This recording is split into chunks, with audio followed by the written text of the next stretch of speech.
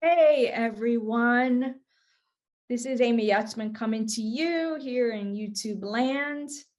For those of you that don't know me, I am Amy Utsman. I'm a professional medium and psychic, and I have been working professionally as a medium now for 13 years. So honored to be able to do so.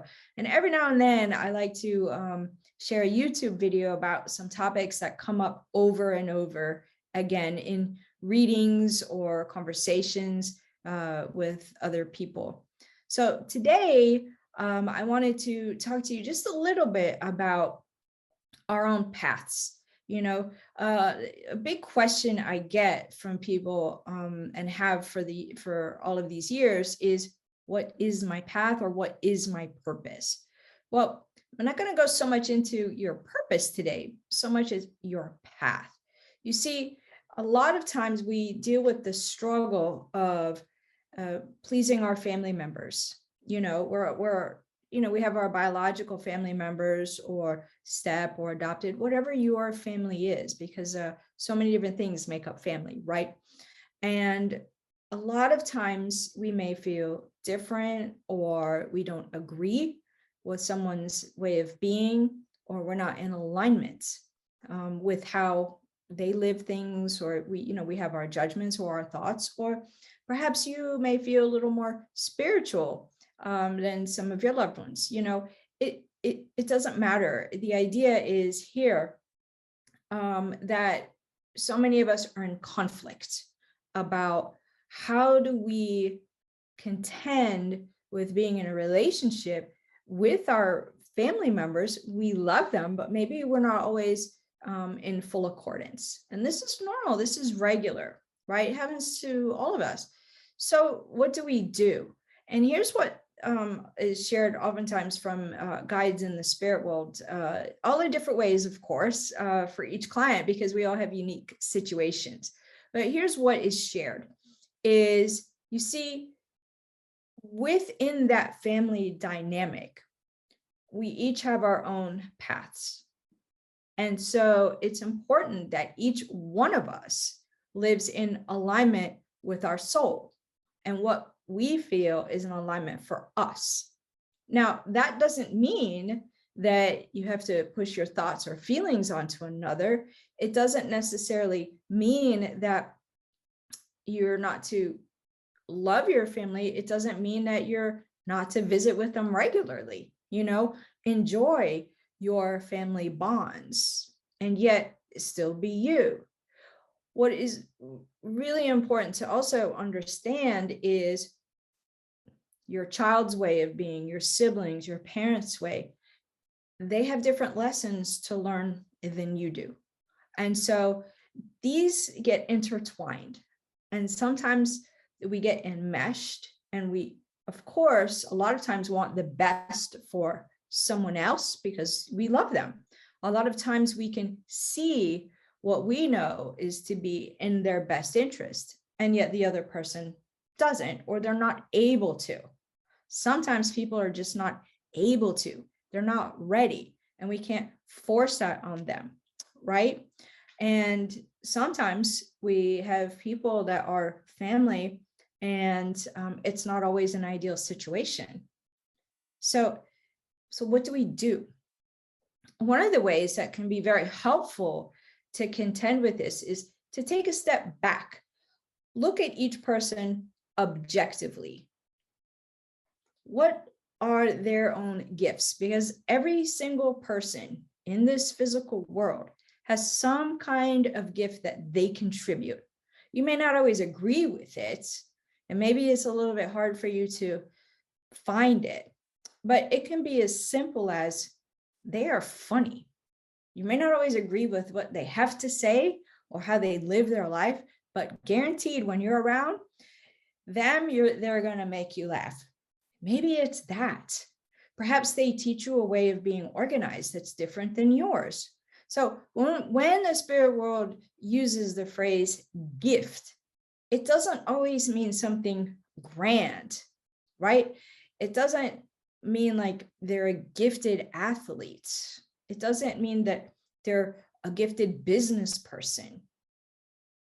And why is that? Because each one of us is a gift within this physical world. Just by your very being, your soul contributes to this physical world.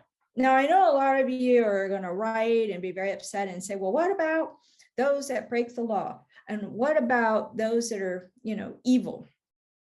Well, they have their own things to offer too. Now, I personally don't care for the term evil. I like to think of individuals that we're dealing with are damaged souls. They've been hurt. They're dealing from a place of trauma.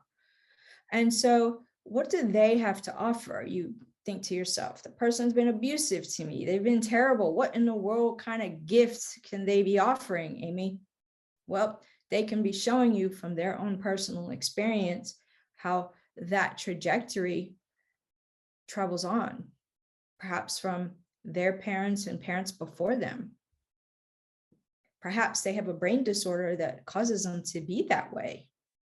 And so they're still teaching. Maybe they're not teaching you something you want to see, but they're still teaching us about behaviors or perhaps where they're coming from. Does that mean that you have to be enmeshed with that individual? No, but we also don't need to be mean or judgmental against them. You see, once you take a step back and look at the whole circle of all of those around you and what they've brought to your life, or what you may feel that they've taken, which means that you have given, from your life, you will see the multitude of lessons that each person has contributed to on your path. So your path may be to learn how to be, or maybe to learn how not to be. So many of us within our family dynamics, for some families, education is critical. You graduate high school, you go to college, and once you're out of college, because you declared your degree in college, right? You just declared what you're going to do. You graduate, and that is what you're to do along, boom, that is your journey, right? But you'll have somebody, maybe one of your kids or a sibling, that has not found their way in that avenue. Maybe college isn't best for them. Maybe they've struggled in that kind of way. And then you think, I don't know what to do. It doesn't mean that they'll never get there, but maybe they get there in a different way. Maybe their lessons are different than your lessons.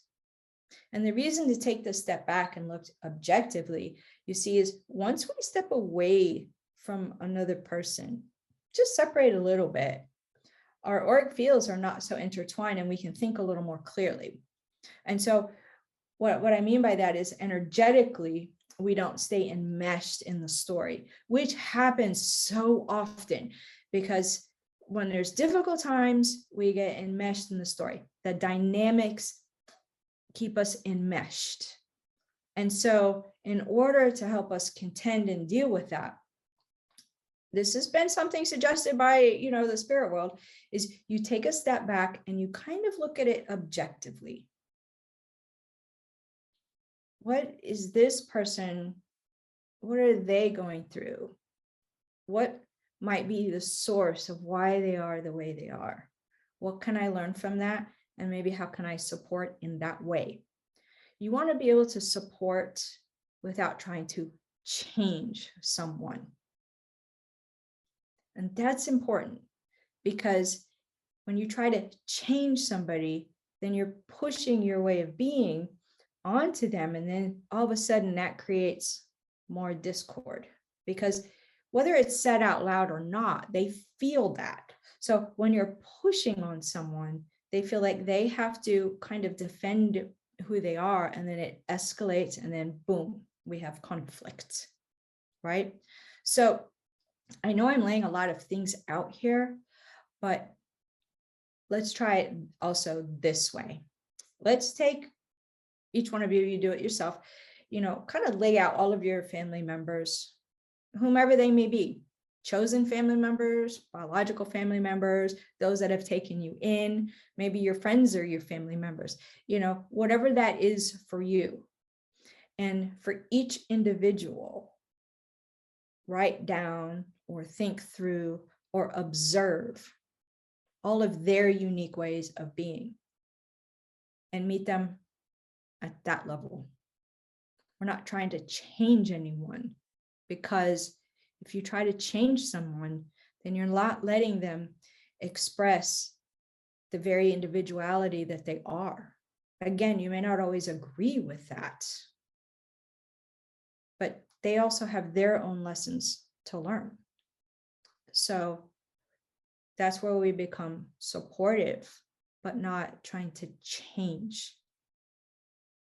And when you do that more objectively, you'll begin to understand your own dynamics and your own path within this family circle.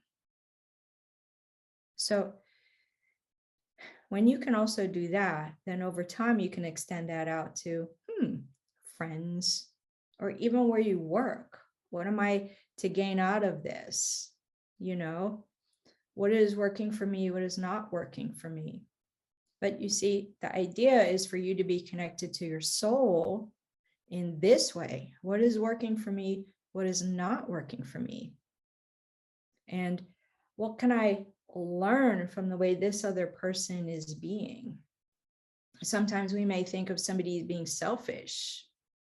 Okay, maybe they are, but actually they could also be doing something that works for them and we perceive them as selfish because maybe we're an over helper, So that's just one example, and it's a very light example. And, we could spend days talking about this, but because it's come up several times over the last few weeks, I thought I would just take a moment and just give you that idea as a way to think about it. Because really, in the end, we are all connected to the spirit world.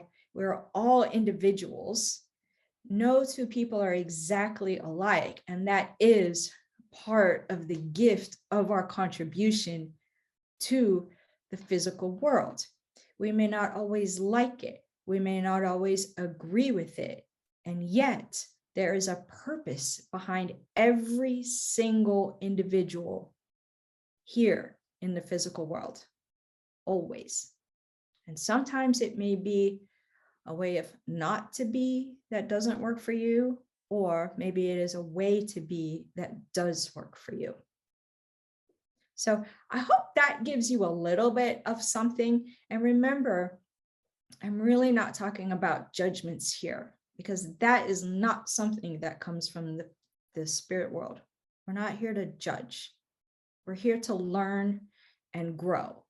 And this is one avenue that they have shared over and over again, is just to take a step back and look at the whole situation as objectively as possible. So let's be kind to one another.